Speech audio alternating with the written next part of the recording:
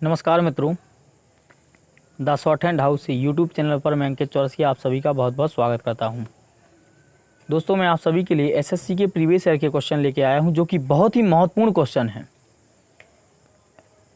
इसमें हर तरह के क्वेश्चन का कलेक्शन भी किया गया है, तो आप सभी लोग वीडियो को देखें और वीडियो के अंत में ध्यान से कमेंट बॉक्स में अपना स्कोर ज़रूर कमेंट करें, है ना। और वीडियो को ज़्यादा से ज़्यादा शेयर करें ताकि हर पढ़ने वाले विद्यार्थी के पास ये वीडियो पहुँचे। और मेरा प्रयास है कि हर क्लास में मैं आपको कम से कम 50 क्वेश्चन ज़रूर याद करवाऊँ, ठीक है। और जिसने अभी तक चैनल को सब्सक्राइब नहीं किया है तो ज़रूर चैनल को सब्सक्राइब करें और शेयर करें, ठीक है। बढ़ते हैं आज के पहले क्वेश्चन की तरफ।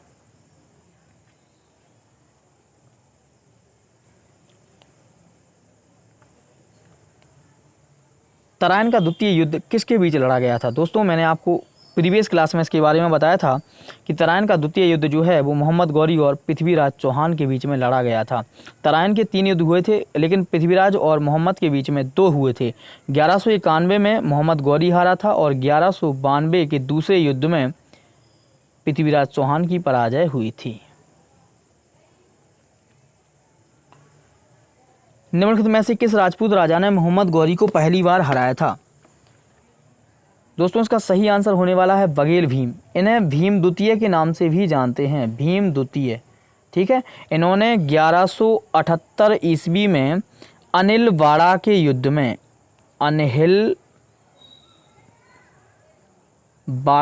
में मोहम्मद गौरी को पराजित किया था।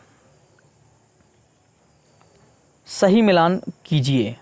दोस्तों, आप जानते हैं कि महमूद जो है इसने सोमनाथ के मंदिर को लूटा था 1025 ईस्वी में। मोहम्मद गौरी ने सिंध पर विजय नहीं की थी। किसने की थी? मोहम्मद बिन कासिम ने। खिलजी के समय में बंगाल में विद्रोह नहीं हुआ था और मोहम्मद बिन तुगलक के समय में चंगेज़ खान का आक्रमण नहीं हुआ था। चंगेज़ खान का जो आक्रमण है वो किसके समय में हुआ था? इल्तुतमिश के समय में। किसके समय में? इल्तुतमिश के समय में। तो सही आंसर क्या होने वाला है इसका? दोस्तों, option number A. Option A मतलब ऑप्शन 1 सही है, तो यहाँ पे केवल सी के हिसाब से ऑप्शन नंबर सी सही होने वाला है। दिल्ली सुल्तान का शासन कब प्रारंभ हुआ? दोस्तों, दिल्ली सल्तनत का जो प्रारंभ है वो 1206 ईस्वी से प्रारंभ हुआ था, जब कुतुबुद्दीन ऐबक औपचारिक रूप से राजा बना था। 1206 में ये गद्दी पर बैठा था और 1210 में चौगान या पोलो, ठीक है, खेलते समय इसकी मौत हो गई थी। निम्नलिखित में से किसने दिल्ली की सल्तनत पर राज नहीं किया? दोस्तों, एक सेंटेंस आता है,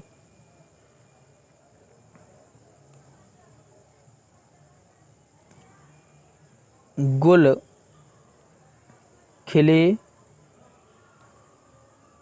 तसले में।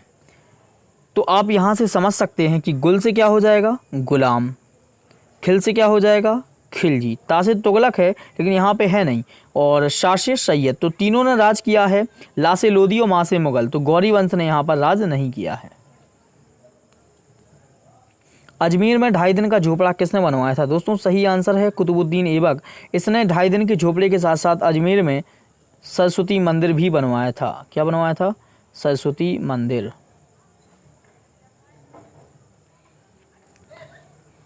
सही मिलान कीजिए। देखिए, अभी मैंने आपको बताया था गुल खिले तसले में, गुल खिले तसले में, गुल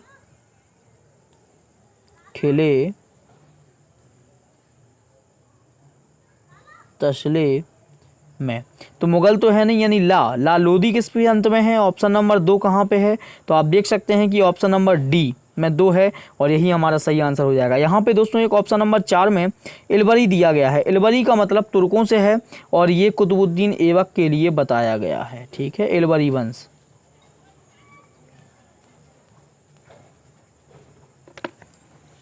अगला है, किस शताब्दी में दिल्ली का कुतुब मीनार बनाया गया था? दोस्तों, इसका सही आंसर है ऑप्शन नंबर बी, 13वीं शताब्दी में। आप देखें तो कुतुबुद्दीन ऐबक ने कुतुब मीनार बनवाया था? कब बनवाया था? 1206 से 1210 में इसने शासन किया था। इसके बाद जो शासन था 1210 से 1236 तक किसका था? इल्तुतमिश का था। तो इसने फिर इसको पूरा करवाया था, तो है ना। तो क्या हो जाएगा इसका सही आंसर? Option number B. एक चीज़ और मैं आप लोगों को बता दूं कि कुतुब मीनार की जो चौथी और पाँचवीं मंजिल का निर्माण करवाया वो किसने करवाया? फिरोज शाह ने, फिरोज शाह तुगलक। ठीक है, फिरोज शाह तुगलक। हड़प्पा और मोहनजोदड़ो के खंडर निम्नलिखित में से किस नदी के तट पर पाए जाते हैं? दोस्तों इसका सही आंसर इन विकल्पों में नहीं है, क्योंकि हड़प्पा के जो खंडर हैं वो तो रावी नदी के किनारे मिल जाते हैं, लेकिन मोहनजोदड़ो के जो खंडर हैं वो कहाँ पर मिलते हैं? सिंधु नदी के किनारे, जो कि ऑप्शन में नहीं है, इसलिए कोई भी आंसर यहाँ पर सही नहीं है। सिंधु घाटी सभ्यता के निम्नलिखित स्थानों में से कौन सा स्थान सिंधु नदी के किनारे पर? बिल्कुल अभी मैंने आपको बताया था मोहनजोदड़ो सही आंसर होने वाला है, जो कि सिंधु नदी के किनारे बसा था। सिंधु घाटी सभ्यता की लिपि कौन सी थी? दोस्तों सिंधु घाटी सभ्यता की लिपि चित्रात्मक थी, भाव चित्रात्मक, है ना, जो कि अज्ञात लिपि है, भावों से व्यक्त करते थे। मोहनजोदड़ो का स्थानीय नाम मृतकों का टीला हुआ करता था। मोहनजोदड़ो में सबसे बड़ा भवन कौन सा है? देखिए अच्छा क्वेश्चन है, यहाँ पे कुछ लोग कंफ्यूज हो जाते हैं और विशाल स्नानागार को टिक कर देते हैं, जबकि सबसे बड़ा भवन धान्यागार हुआ था। इसका जो साइज था वो 45x22 था। ठीक है, सबसे बड़ा यही था, धान्यागार। निम्न में से कौन सा स्थान भारत में पुर्तगालियों का मुख्यालय था? पुर्तगालियों का जो व्यापारिक केंद्र था वो था गोवा।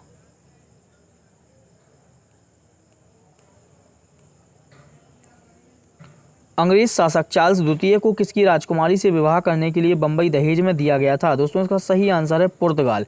पुर्तगाली राजकुमारी कैथरीन। कौन? कैथरीन, नाम याद रखना। कैथरीन से विवाह करने पर चार्ल्स द्वितीय को बंबई दहेज में मिला था। भारत के लिए समुद्री मार्ग की खोज का श्रेय किसे जाता है? भारत के लिए समुद्री मार्ग की खोज का श्रेय जाता है पुर्तगाली यात्री वास्को डी गामा को। वास्को डी गामा को, जो कि कब आया था? 1498 ईस्वी में, कालीकट के रास्ते, कालीकट, जहाँ पर स्थानीय राजा जमोरिन ने इसका स्वागत किया था। किसने? जमोरिन ने। ठीक है, चलिए। पुर्तगाली यात्री वास्को डी गामा का कालीकट आने पर भव्य स्वागत करने वाले भारतीय राजा का नाम बताइए। अभी मैंने आपको बता दिया है, जमोरिन सही आंसर हो जाएगा। केप ऑफ गुड होप के रास्ते भारत तक के समुद्री रास्ते की खोज किसने की? दोस्तों वास्को डी गामा ने। यहां पर आप एलिमिनेट करके आंसर निकाल सकते हैं। भारतीय नागरिकता को प्राप्त करने का तरीका, तो आप देख सकते हैं कि इसका आंसर सही होने वाला है। पंजीकरण कराना पड़ेगा, पहले पे सी, 2 पर है, पहले पे है और तीसरे पर है। मूल अधिकार विधि के तहत समानता प्रदान करते हैं, तो तीसरे का बी यानी यही आंसर होने वाला है। ठीक है, और नागरिकता को अंत करने का तरीका वंचित करने पर। भारतीय संघवाद निकट है, तो भारतीय संघवाद की जो विचारधारा है वो कनाडा से ली गई है, ना कि यूएसए या स्विट्जरलैंड से। भारतीय संविधान ने सुदृढ़ केंद्र के साथ संघीय प्रणाली कहाँ से ली है? अभी मैंने आपको बताया कहाँ से ली है, कनाडा से। भारतीय संविधान ने भारतीय महासंघ की योजना किसके संविधान से ली थी? दोस्तों उसका सही आंसर है कनाडा। विधि का शासन की संकल्पना कहाँ की संवैधानिक प्रणाली की एक प्रमुख विशेषता है? दोस्तों ये है ब्रिटेन। ठीक है, विधि का शासन ब्रिटेन। 82.5 डिग्री पूर्व देशांतर भारत के लिए क्यों महत्वपूर्ण प्रभाव है? क्यों महत्वपूर्ण है? मैंने दोस्तों उसको आपको कल बताया था कि 82.5 डिग्री जो है ये भारतीय मानक का समय निर्धारित करता है, और यह ग्रीनविच से कितना आगे है? ग्रीनविच के समय से 5 सही 1/2 आवर्स, यानी 5 साढ़े 5 घंटे, है ना। और ये जो 82.5 डिग्री जो रेखा है देशांतर, ये इलाहाबाद के नैनी से होकर हो जाती है। इलाहाबाद के नैनी, कहाँ से? इलाहाबाद नैनी से। ठीक है, चलिए। निम्नलिखित में से किसको सूर्य की ऊर्ध्वाधर किरणें कभी नहीं मिलेंगी? दोस्तों इसका सही आंसर होने वाला है ऑप्शन नंबर डी, श्रीनगर। क्यों? क्योंकि मुंबई, तिरुवनंतपुरम और चेन्नई तीनों जो हैं जो कर्क और मकर रेखा के बीचों बीच हैं, जबकि श्रीनगर जो है वो कर्क के ऊपर है और काफ़ी ऊपर है, इसलिए यहाँ पर सूर्य की ऊर्ध्वाधर किरणें नहीं जा पाएंगी। निम्नलिखित में से वह शहर या कस्बा कौन सा है जो सबसे अधिक उत्तरी अक्षांश पर स्थित है? दोस्तों इसका सही आंसर होने वाला है पटना। पटना जो है वो 25.37 उत्तरी अक्षांश, इसके अलावा इलाहाबाद जो है वो 25.28 उत्तरी अक्षांश, पचमढ़ी का भी दोस्तों 22.3 है। तो यहाँ पे सही आंसर क्या है? पटना। भारत के दक्षिण छोर का नाम क्या है? दोस्तों उसका सही आंसर होने वाला है ऑप्शन नंबर सी, निकोबार द्वीप में स्थित इंदिरा पॉइंट। इसे पिगमेरियन पॉइंट भी बोलते हैं। क्या बोलते हैं? पिगमेरियन पॉइंट। ठीक है। एक चीज़ और मैं आपको बता दूं, यहाँ पे बच्चे कंफ्यूज होते हैं कि अभी पूछा है भारत के दक्षिण छोर, यदि यहाँ पे मुख्य भूमि लगा देता कि भारत की मुख्य भूमि का दक्षिण छोर, क्या मुख्य भूमि, तब सही आंसर होता कन्याकुमारी। ठीक है। अगला है, भारत के दक्षिणी छोर को क्या कहा जाता है? इंदिरा पॉइंट। भीषण सर्दी में ठंडे देशों में पानी की पाइपें फट जाती हैं क्योंकि पानी जम जाता है और फैल जाता है, इसलिए। ठीक है, चलिए अगला क्वेश्चन देखते हैं। और अगला है दोस्तों, ताज़े पानी का हिमांक बिंदु क्या है? हिमांक का मतलब कि पानी जम जाने से संबंधित है। ये तो पानी 0 डिग्री सेंटीग्रेड पे जम जाता है। ठीक है। शुद्ध जल किस फ़ारेनहाइट पर जमता है? देखिए एक फॉर्मूला होता है, फ़ारेनहाइट बराबर सेंटीग्रेड गुणे 1.8 + 32। तो यहाँ पर आपको पता है कि शुद्ध जल जो है वो 0 डिग्री पर जम जाता है सेंटीग्रेड पर। तो यहाँ पर जब 0 रखेंगे तो 0 हो जाएगा, 32 जब जोड़ेंगे तो 32 आने वाला है। ठीक है, चलिए। शीतकाल में हैंडपंप का पानी गर्म होता है क्योंकि पृथ्वी के भीतर तापमान वायुमंडल के तापमान से अधिक होता है।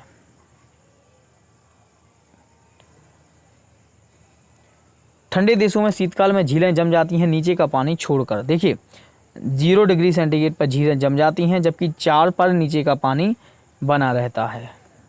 तो सही आंसर इसका होने वाला है 0 डिग्री। अगला है,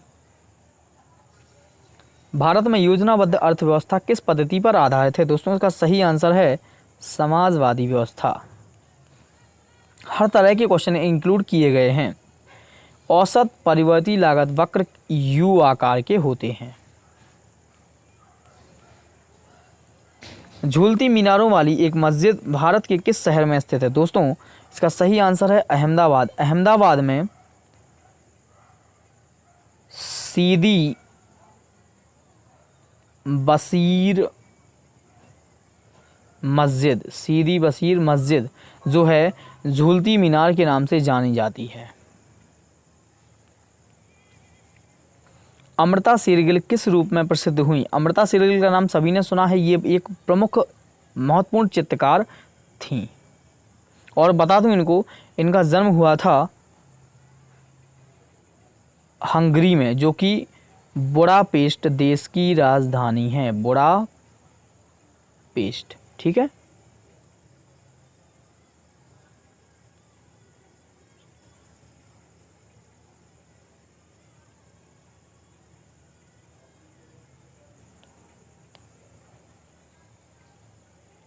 अगला है, प्रतिमापरक व्यक्तित्व अमृता शेरगिल का जन्म स्थान है हंगरी।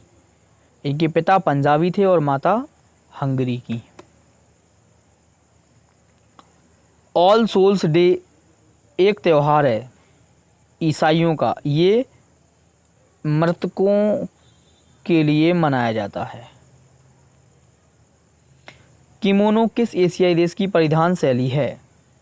सही आंसर है जापान। सही आंसर है जापान। ठीक है, चलिए।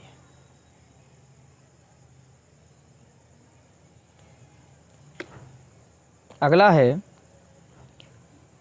निम्नलिखित में से कौन से सही जोड़े बनते हैं? दोस्तों इसका सही आंसर होने वाला है,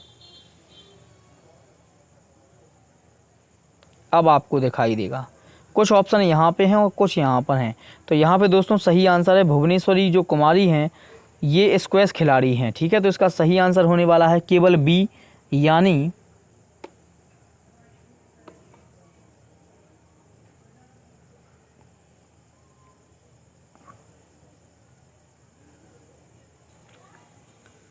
एक मिनट याद आया, सॉरी दोस्तों, इसका सही आंसर होने वाला है 1, 3 और 4। भुवनेश्वरी कुमारी जो हैं वो स्क्वैश खिलाड़ी ना होकर ट्रैप शूटिंग से संबंधित है।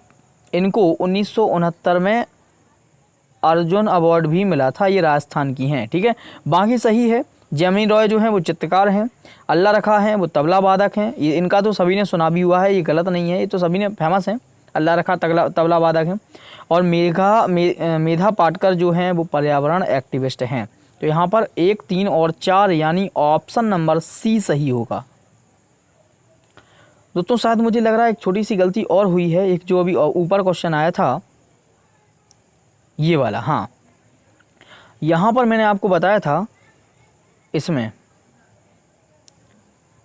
कि अमृता शेरगिल का जो जन्म है वो, ये तो मैंने आपको बताया था कि हंगरी में हुआ था। तो हंगरी देश की बुडापेस्ट राजधानी है, ठीक है। तो यहाँ पर हुआ था, ठीक है। ये देश हंगरी है, राजधानी है ये बुडापेस्ट, ठीक है, याद रखना। चलिए अगला है, राग कामेश्वरी की रचना किसने की थी? तो दोस्तों इसका सही आंसर होने वाला है पंडित रविशंकर। लास्ट सपर एक प्रसिद्ध रेनेसांस चित्रकारी किसकी श्रेष्ठ कृति थी? फेमस है लियोनार्डो दा विंसी। ये तो एकदम मतलब सभी को आता है क्वेश्चन। मोनालिसा का चित्र किसने बनाया था? Leonardo da Vinci. प्रसिद्ध चित्रकार पैब्लो पिकासो, बिल्कुल स्पेनिश खिलाड़ी हैं, ऑप्शन होना चाहिए, बिल्कुल डी में है, स्पेनिश खिलाड़ी हैं पैब्लो पिकासो, चित्रकार हैं और है ना, याद रखना चित्रकार हैं। कोशिका में राइबोसोम की अनुपस्थिति में कौन सा कार्य उचित रूप से संपन्न नहीं होगा? दोस्तों आप सभी राइबोसोम के बारे में थोड़ा थोड़ा तो जानते ही होंगे कि राइबोसोम को प्रोटीन फैक्ट्री कहते हैं। राइबोसोम को क्या कहते हैं? Protein factory. और जब ये होगा नहीं तो क्या काम नहीं होगा? प्रोटीन का संश्लेषण नहीं होगा।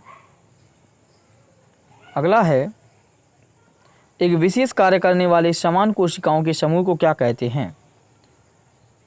ऊतक कहते हैं, और ऊतक मिलकर बनाते हैं अंग तंत्र। तो कार्य करने वाले समान कोशिकाओं के समूह को कहते हैं ऊतक। ग्रेगर मेंडल ने किस पौधे पर संकलन किया था? मतलब ये 10th के बच्चे को भी पता होता है। सही आंसर है मटर के पौधे पर। डेविड वार्नर किस देश के लिए क्रिकेट खेलते हैं? दोस्तों उसका सही आंसर है ऑस्ट्रेलिया। आज के सेशन का लास्ट क्वेश्चन है दोस्तों, 2015 में क्रिकेट विश्व कप पुरुष में भारत किस देश से सेमीफाइनल हारा था? इसका सही आंसर है 2015 की बात हो रही है, 19 की नहीं। 19 में फिर आप लोग यदि 19 का मैं बात करूं तो 19 में न्यूजीलैंड से भारत हारा था सेमीफाइनल में, और 2015 में हारा था ऑस्ट्रेलिया से, और ऑस्ट्रेलिया ने भारत को 95 रन से सेमीफाइनल में हराया था, ठीक है। ऑस्ट्रेलिया ने सेमीफाइनल में भारत को 95 रन से हराया था। और 2019 में भी भारत सेमीफाइनल में हारा था, किससे? न्यूजीलैंड से। 2019 का जो विश्व कप हुआ था। एक चीज़ और मैं यहाँ पे बता दूँ, सबसे ज़्यादा 5 बार ऑस्ट्रेलिया ने क्रिकेट विश्व कप 50-50 जीता हुआ है, ठीक है।